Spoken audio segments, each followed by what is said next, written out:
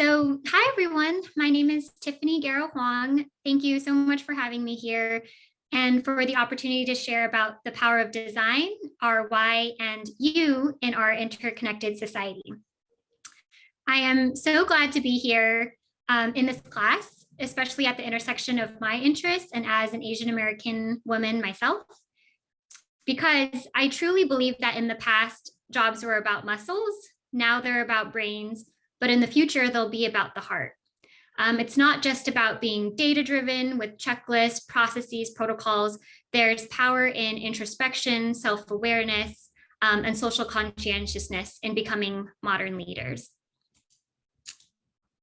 That's why I was so happy to see so many of you saying that you're good at listening and that you think the world needs more empathy. Thanks to all of you who filled out the optional survey. I thoroughly enjoyed learning a bit about each of you and what you love doing, what you think this world needs, why you're here, etc. And thanks for the chance to share a bit of my story so far and what I found helpful. So I'll continue with introductions, and next I'll share how I arrived here, my journey so far, some of my work as a designer at Metro, the power of data visualizations, and lastly, some take-home messages that I'm also still learning. So I am passionate about information design to inspire, connect, and empower. I'm a lifelong Angelino.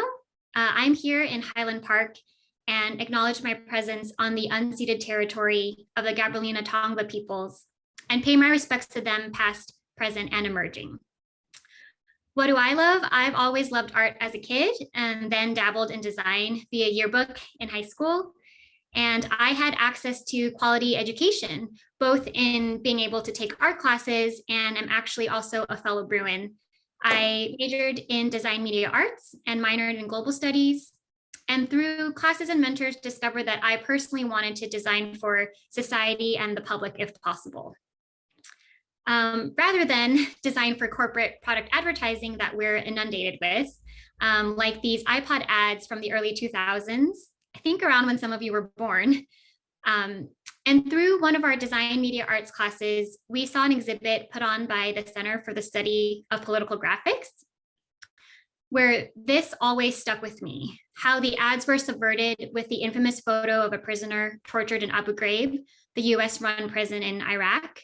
They were actually inserted into rows of real iPod ads in LA, and they reminded the public that we are at war, shifting the focus from products to people, from consumers to concerned citizens, and showing that there are ways to take marketing tools and use them to disrupt. So I applied for an internship at CSPG. They're an educational and research archive in LA that preserves and exhibits posters relating to movements for social change. And the internship was honestly one of the turning points for me during and around college. It was a life-changing experience to be surrounded by posters on issues I hadn't been previously exposed to, while helping to catalog and mount posters for the exhibitions they were putting on, such as around feminism and the prison industrial complex that was impacting our education. CSPG also puts on an annual event where they honor artists, historians, and activists. And the year I was interning, they were honoring Barbara Kruger with the Art is a Hammer Award. She's known for a plethora of art, including her iconic text over 1950s advertising style photographs, way before Supreme's intellectual property theft of her work. She designed this iconic poster for the Women's March in Washington in 1989, and obviously women's rights are still very much an issue today. I worked with fellow intern Herman Rosilis to pay homage to her work in this design for the annual event set that was eventually also featured on a calendar for posters for peace and justice. In 2008, I was lucky to design with DMA professor Willem Henry Lucas and fellow student at the time, Everett Palayo, on the Art and Activism series, where the UCLA Art Global Health Center and Art Science Center both invited artists and activists to come speak on campus to show and teach how they're continuing the tradition of bringing to the forefront the vote for women, the legal ban on segregation, environmental protection laws, etc. We installed this exhibition at the CNSI building with the posters from the series. And Henry and Everett did this book detailing how the centers really wanted to move beyond departmental boundaries, to be interdisciplinary and united, and how the arts play an important role in community building. Around the same time, through CSPG, I learned about a student group called Group Graphics that was active on UCLA in the 70s. They created these posters on the left. This one in blue was made in response to Angela Davis, who taught at UCLA, walking in and remarking how the US anti-war movement was focusing too much on the deaths of American soldiers. So it reads, "Asians are also dying in Vietnam. This war will not take a summer vacation. Please join us, Campbell Hall." So two friends, Whitney Ellis and Chris Touye, and I were inspired to create the student group Interactivists and put on a symposium to juxtapose historical and new work made at UCLA and in LA. It was the first year that I could vote in a presidential election, and we really wanted to showcase historical and new student artwork to encourage getting out the vote. The symposium was at the Broad Arts Center on North Campus and included talks, panels, a silk screening workshop. It was really amazing to see that when people see you being passionate about something, they also show their passions and are so generous and willing to help out, from UCLA staff and students to the Robert Berman Gallery that loaned us this Andy Warhol on the left, where it features this demonic portrait of Nixon made in 1972 with his own update encouraging the vote for Obama. Side note, he has since had to update it again twice. But CSPG, of course, was also so generous in loaning historical posters made in LA, including calls to free Angela Davis, who was a political prisoner and ultimately acquitted. For the Justice for Janitors movement, please look up the 1990 Century City demonstrations if you haven't heard of it. How the repeal of affirmative action leads to dangerous resegregation, and also this Guerrilla Girls poster to Eli Broad calling for the increase in number of women and artists of color in his collection. And I just love that we had this at the Broad Art Center itself.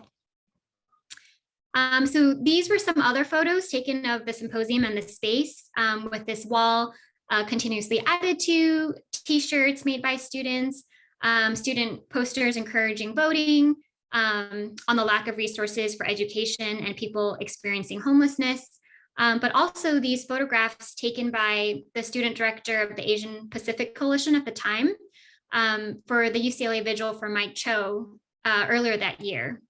He was a UCLA alumnus and artist who was killed by 2 police officers. So along with the live silk screening, there was an election viewing the next night after panel discussions. And I distinctly remember being in this space with my friends after Obama won and yeah, crying some tears, happy tears of hope. The following year, I took a class in the World Arts and Cultures Department with Peter Sellers that was also life-changing. He really taught the importance of demonstration, not just protest, both in the use of the word and the mentality, the need to fight for and not just against something. He invited the LAPD, Los Angeles Poverty Department, to give moving performances on the racist war on drugs, and also really encouraged us to participate in all of the activity that was happening at the UCs across California. You can see on this map on the right, all the activity as part of the Occupy movement, due in part to the massive budget cuts that were happening that year, resulting in a massive increase in our tuition. So the grad students really showed us how we didn't have to do business as usual, but we could relocate our bodies to Cavell and demonstrate. This poster by Henry Lucas states what we were fighting for: lower student fees, the right to quality higher education, workers' rights and contracts. And I was inspired by other posters on campus where it showed the Bruin Bear on furlough to do this guide on the demonstrations that were planned for the UC Regents meeting where they were planning to vote around what was happening, what we can do about it, and why. We were met with this wall of police officers. And I remember seeing and taking this photo and thinking, was this really necessary? We just wanted a shot at dialogue and for the Regents to be prioritizing education, not prison building, construction, and bonds that were eating up, the budget. You can see the police officers here facing off with the students behind barricades. Students were tasered and cudgeled. 18 were arrested. There was an occupation of Campbell Hall, which was renamed Carter Huggins Hall. There were peaceful sit-ins where I sat with students who didn't want the Regents, frankly, to be able to leave without talking to us first. And Karen Bass, at the time, Assembly Speaker and Regent, now Congresswoman running for mayor this year, actually did come and talk to us and agreed to come back for an open forum discussion. We continued with demonstrations the following spring, and with the Fiat Lux class, I was part of students who put on the UCLA exchange, where we really encouraged information sharing, teach-ins, discussions. And at the walkout that day, it was really wonderful to see, kids too, and fellow union workers at the demonstrations, all calling for stopping the cuts to education. So I still deeply care about access to quality education. Through an internship at Good, I did this Saturday visualization where you can see just how much of an increase 32% is, and all in 1 year. I'm passionate about, access to education for myself and as a basic right, in addition to costs being a barrier, where, by the way, America's billionaires could pay down all student loan debt in the nation and still be as rich as they were 2 years ago before the pandemic. There is a real lack of meritocracy and an even playing field to begin with, especially with the legacy admissions that disproportionately favor white students. And this chart shows that the 1998 repeal of affirmative action in California actually led to an overall decline in AAPI freshmen being admitted to UCs. So I was grateful to be able to continue working on other design jobs, such as for the UCLA Center for Civil Society and the UCLA School of Public Affairs, thanks to my professor and mentor, Henry Lucas, as well as projects with amazing local artists. But in all honesty, I had a bit of a quarter life crisis after graduation. I think we're told our whole lives to work hard to get into a good school. And there was a little bit of, what do I really want to do now? I still had my passions, but I also had a lot of anxiety around aging family members and also worries for the future. And it wasn't until I went to a retreat with teacher Thich Nhat Hanh, who has since passed, that he really taught me to remember to live in the present moment. The retreat was called in Mandarin, 我到了,回家了, which means I have arrived, I am home. And he really taught how the present moment is full of wonders, how interconnected we all are. There's no left without the right. And he's written numerous books that I'd encourage you all to check out. The point is that you don't have to go to a retreat to begin practicing mindfulness.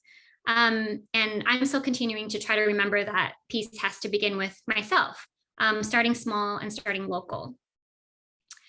So after college, I was living in downtown with my friend, mostly without a car and getting around via metro. I remember seeing this clever campaign and wanting our local public transit to get better. I applied. And I've actually been working as a designer for Metro ever since. I'm passionate about better transit, both for how it'll help, reduce greenhouse gas emissions. This was one of my early projects, visualizing the difference in emissions for a single occupancy vehicle trip versus a bike and light rail trip. But also how public transit can enable access to opportunity, along with better infrastructure. So this project was for the 75th anniversary of Union Station, where it was a whole day celebration. And it was so great to see, young kids, including my nephews, excited about trains and buses.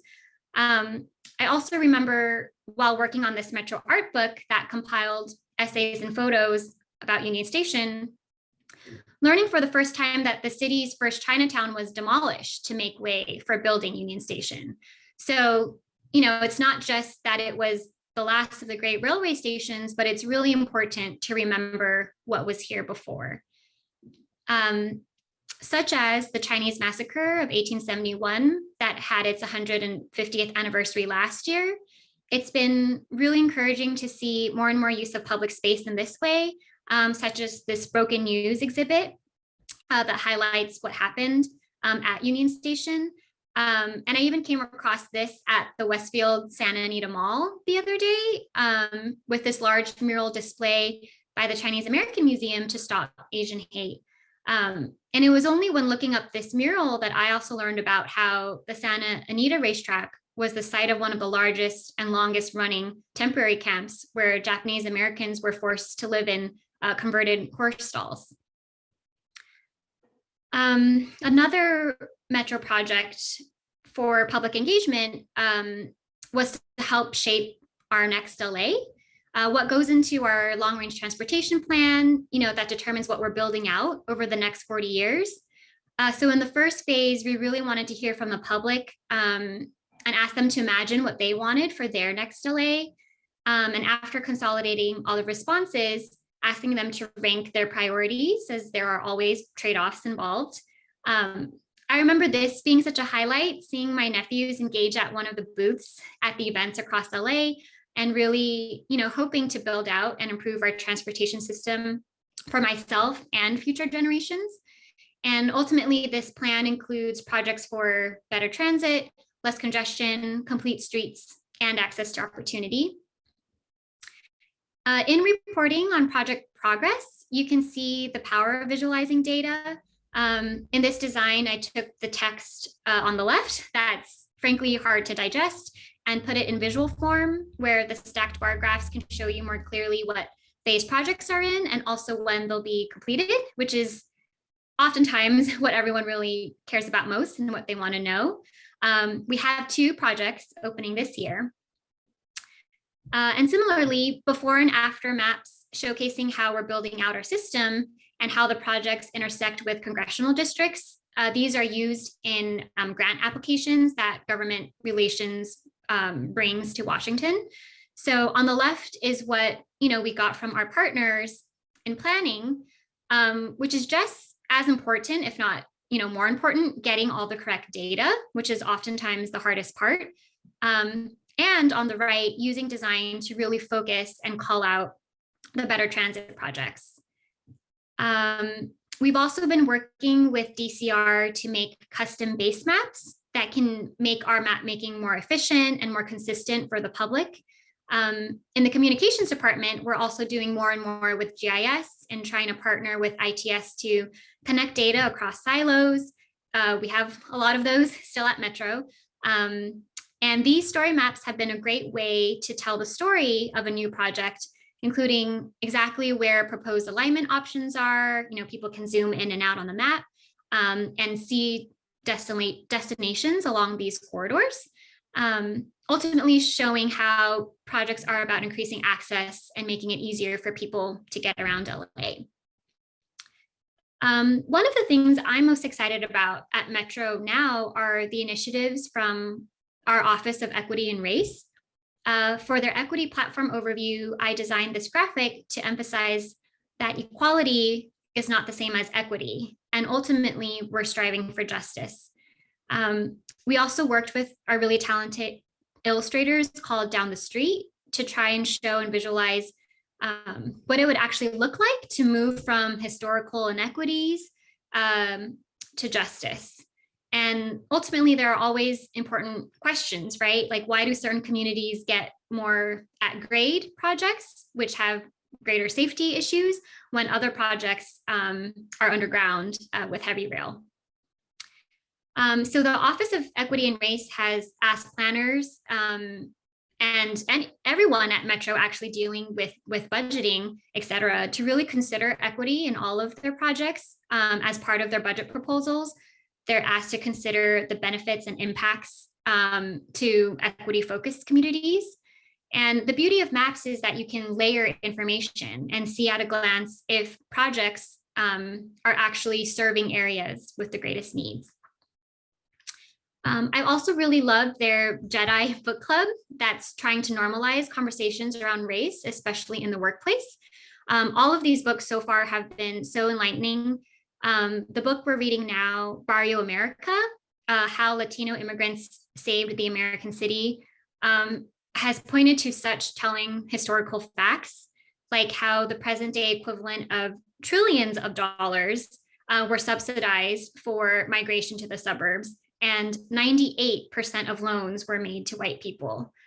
So working at Metro, we really have to be conscious about correcting historical policies that have intentionally created inequities, barred access, and demolished certain communities.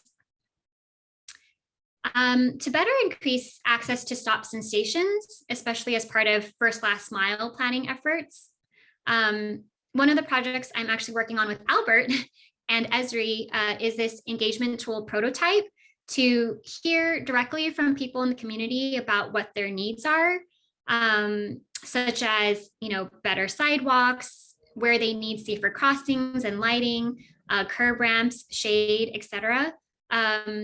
Even more so in the pandemic, we're realizing how we have to make it easier for people to provide their input and ask ourselves who has had the opportunities in the past, the convenience, the luxury of time to attend community meetings in person. At the same time, we really need to be conscious of how not everyone has access to internet and smartphones. So we still need to do, intercepts in person, meet riders where they are on the system. Other projects have started doing tech booths where they host Wi-Fi and things like that. But again, really making sure too that we're gathering input from our diverse ridership. So the point of these tools is to be compiled into the plans for pedestrian and cyclist improvements. But again, how do we make sure we're getting a representative sample? We are planning to ask demographic questions and hopefully adjust our outreach as needed. But it is really challenging, right? Like not everyone wants to ask or answer questions around income, et cetera. I really hope that we can weigh the input proportionately so that it's not just whoever has had the means traditionally to yell the loudest. And also from reading Michelle Kim's book, she has talked about, not using the term other for ethnicity, that literally others people, but I would like to propose that, through her insight, using language such as self-prescribe, etc.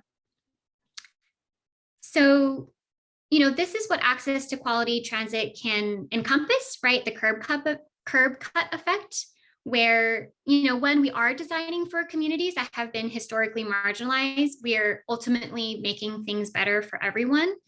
At the same time, to ensure that when we're building out our system, we're not,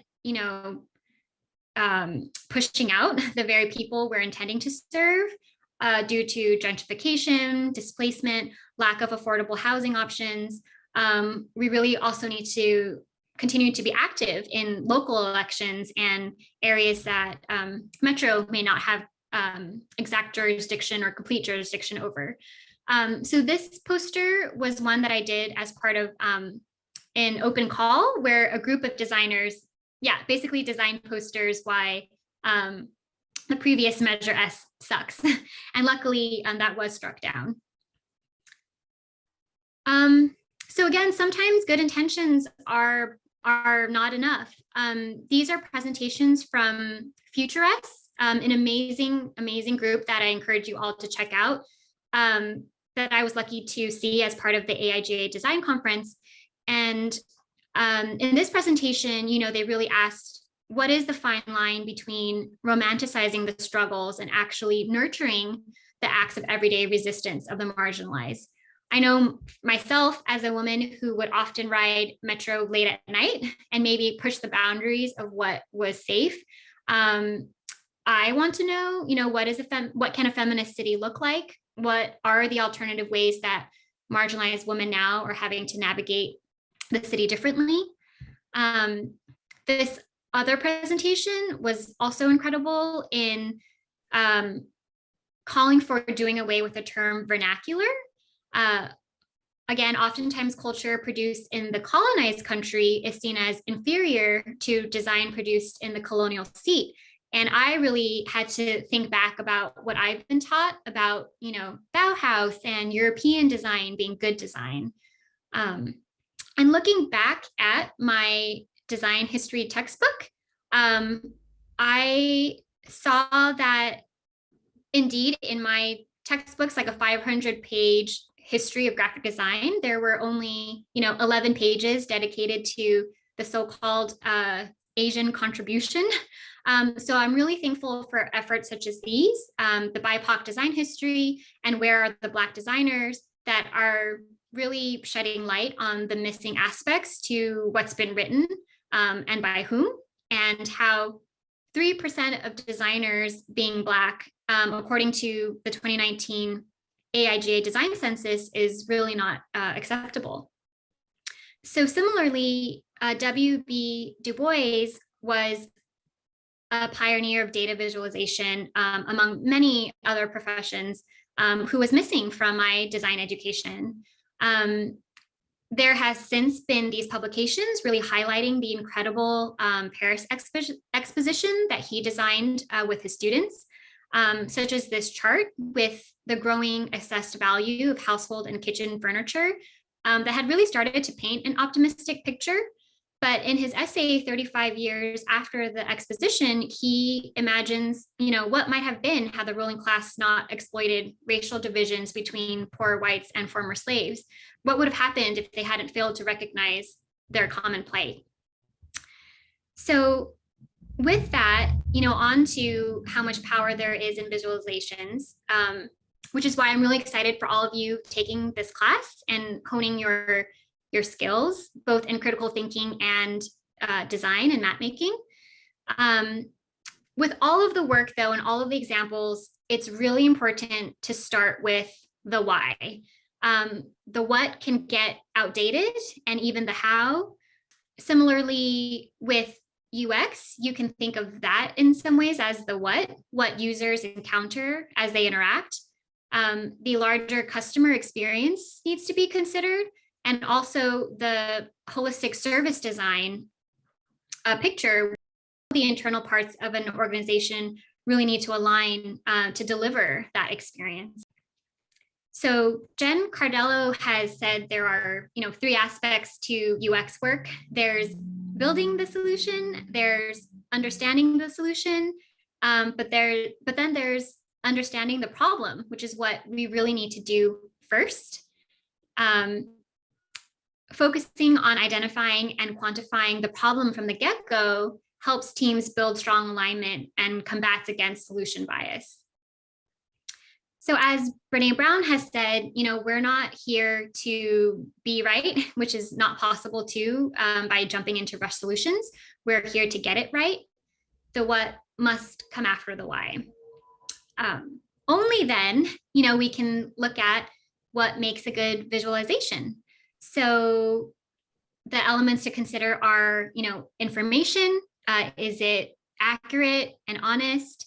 The story, is it meaningful and relevant? The usefulness, is this actually going to benefit who it's intended for? And the visual form with structure and harmony.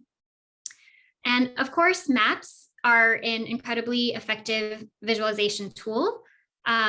Because every map has an agenda, though, it's important to consider why and how you're mapping. Maps can invite a viewer in to explore a topic or plant the seed of an idea, or appear to be an expert with a degree of confidence, ask viewers to draw their own conclusions, or they may be manipulative or misleading. I was looking through the book I had of personal geographies and other maps of the imagination. And I was struck in horror at this map on the left and how problematic it was in conflating factors without naming the causes of the harm and quote, urban stresses and lifestyle factors.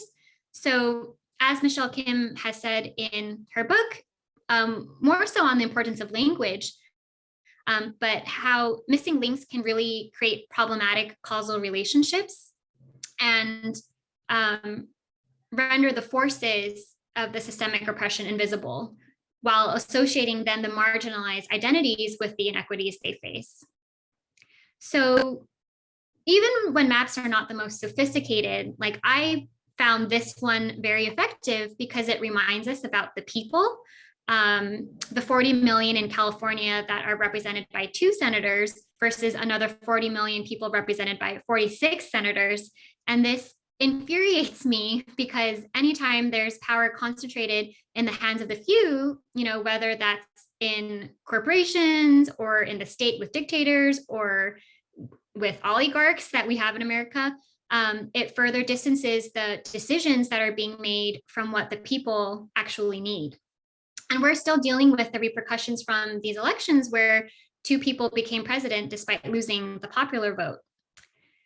I'm sure you're all familiar with these maps with, you know, blue states and red states. And my partner and I wanted to see, well, what would happen if we had a compromise where we kept the number of electoral votes per state, right, intended to protect small states, but awarding the votes proportionately based on how people voted. So people could really see that their votes counted. Would Hillary still have won in 2016? And the answer is yes. You can also see that we're not as divided, right, as we seem, and that people's votes do matter in swinging states one way or the other. These are other great maps by Kenneth Field that emphasize the people, whether with showing populations on a 3D axis or representing each person on the map, like this one that has 129 million dots for the people who voted in 2016. But ultimately, maps are just one tool. You can augment them with other visualizations. I just love these examples because this says so much with so little. Venn diagrams are also so effective at showing where things intersect or don't. I love this accessible version as well. Even charts, you know, that shows the qualifications of the confirmed Supreme Court Justice, Ketanji Brown Jackson. And you can also use icon repetition with emojis. When I took a data analysis class, I wanted to visualize the chart from the film Inequality for All and layer, you know, which party was in power at the time. Again, showing how when wealth is concentrated in the hands of the few, that led to the Great Depression and the Great Recession. The middle class having spending power is what actually drives and improves the economy. And so we really need wage growth to catch up to US productivity growth and more workers self-directed enterprises. Again, on the power of visualizations, people don't have a strong intuitive sense, right, of how much bigger 1 billion is than 1 million. 1 million seconds is about 11 days. 1 billion seconds is about 31 and a half years. This, I think, was, you know, a great visualization of 1 million versus 1 billion. But my favorite is actually using grains of rice. This video by Humphrey Yang shows, you know, a grain of rice representing 100,000, and then a million, and then a billion. And then this is what Jeff Bezos has in terms of rice. The Decolonial Atlas also makes really effective visualizations. I believe Mariah had brought them up before in the first Visiting Voice. And I've been really having to keep in mind, you know, how capitalism and racism are conjoined twins, birthed together in history and still intertwined today. With the Black Lives Matter movement, I was really inspired to look into the history of, you know, Asian Americans in this country.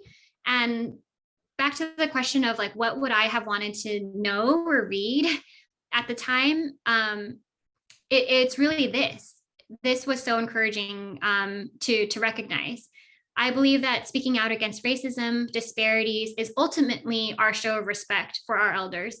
It shows our ancestors that their hard work is not in vain, that we understand all they had to overcome and all they sacrificed so that we could find our voices. So I've compiled a whole bunch of links that I found to be helpful on a Notion page that I can share at the end, around the problematic model minority myth, how we don't have a meritocracy in America, and also, data visualizations on reformist reform versus abolitionist steps in policing. And these charts show, what US police spending would rank like among worldwide military expenditures. And this, thanks to Albert, his suggestion to include really brings the point home, right? Like what our latest LA budget looks like and how much is allocated for the LAPD. Mona is also a really creative data journalist. This one you can see where I came across on social media read, of the 7,666 times that police officers killed people in the US between 2013 and 2019, 0.3% resulted in a conviction, 1% resulted in a charge, but no conviction. And she has you continuously swiping and swiping 7 more times until the very end, showing how 98.7% resulted in no charges whatsoever. So that really inspired me, as well as the multiple people pointing out how we had multiple pandemics going on at the same time, to create this on the right. I think many of you recall the New York Times front page where it, first reported on the 100,000 deaths in the US at the time. But at the same time, US police killings of Black lives is also an incalculable loss.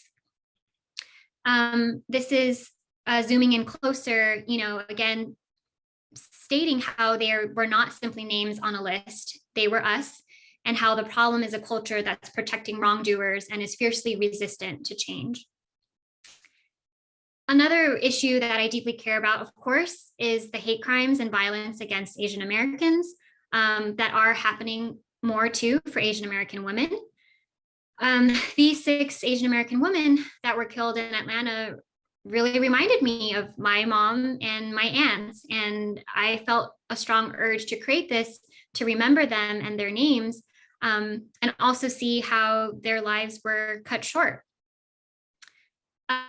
These texts speak for themselves, and but again, emphasizes how important visualizations are to help us understand, just how much is $10 billion, and what are we actually getting and not getting with that amount. So we really always need to come back to our collective why. I really love Michelle Kim's book, obviously, as I've been quoting her so much. But she says the deepest why comes from our intimate understanding of how all of our struggles are inextricably tied. And I think you all have a really good understanding of that now with your readings this week. But yeah, how these are all Asian issues. These issues from demonstrations that I've attended over the years are tied together, and all of the ways that we show up are important. The Notion page that I'll link to also has an article on 26 ways to show up beyond the streets. Because ultimately, it's not even about doing good or a better future for the next generation. All of this is for our own why and our own liberation. And I truly believe that you are all the solution, each and every one of you. So in the real world, what I would have liked to know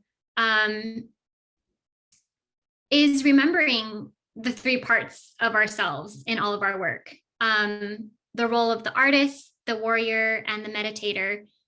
This is from Thich Nhat Hanh's book, Zen and the Art of Saving the Planet, where he also says it's not about more technology to save the planet, but what we really need is a transformation of our mindsets. And it was actually only, 2 days ago that I realized the life-changing moments I had shared about earlier kind of correlated with each of these parts. The role of the artist with CSPG and mentors, the role of the warrior with learning from the direct action of the Black Civil Rights Movement, and the role of the meditator, which Thich Nhat Hanh teaches about. And it's not that you even have to be, an artist in the traditional sense. It's about cultivating that creativity and that joy, or having that strength and that endurance like a warrior, and learning how to cultivate peace and concentration within ourselves. So I myself oftentimes can still feel overwhelmed, but I think this quote really helped to remind me that it's actually good news that everything is interconnected. If, if your little corner of the work involves pulling at one of the threads, you're helping to unravel the whole damn cloth. So I firmly believe that you are each here for a reason. I think these circles may look familiar now from the survey questions that I posed to each of you, but this is from a diagram on the back cover of a book on Ikigai, which is roughly translated as, the reason for which you wake up in the morning. And while the book itself dives into wonderful stories of life in Japan, this diagram itself is not Ikigai. It's a Western interpretation where one man had changed out the center of this diagram that was originally created by the Spanish author and astrologer Andres Zuzunaga with Ikigai, which he had heard about on a tech talk. But I really want to stress that the problem with interpreting Ikigai as the purpose Venn diagram, thanks to learning about it from ikigaitribe.com, is that it creates this illusion that Ikigai is some lofty and formidable goal, right, to achieve. But Ikigai is actually the opposite of this. It's not about making money. It's not about what the world needs from you. It's not about what you're good at.